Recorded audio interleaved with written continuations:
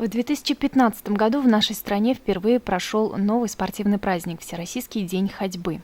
Мероприятие прокатилось волной по всей территории Российской Федерации. С каждым годом к нему подключается все большее количество городов и сел. 27 сентября праздник ходьбы состоялся и в нашем районе. На центральную площадь, несмотря на дождливую погоду, собрались все самые активные илишевцы. Любой желающий здесь мог измерить артериальное давление, проверить свой рост и вес. Сначала все размялись, сделав танцевальную зарядку флешмоб вместе с энергичными волонтерами. Ручки вверх, провожаем, да-да-да. И ножками топ-топ, руками хлоп-хлоп. Давайте веселей, пободрее.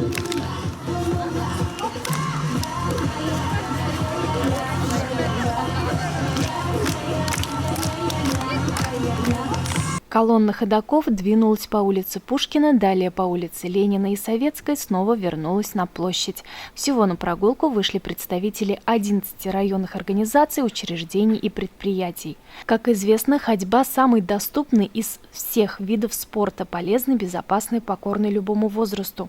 В районе все большую популярность набирает и скандинавская ходьба, а вечерами на улицах всегда можно встретить любителей пеших прогулок. Алина Хадимуллина, телерадиокомпания «Илиш».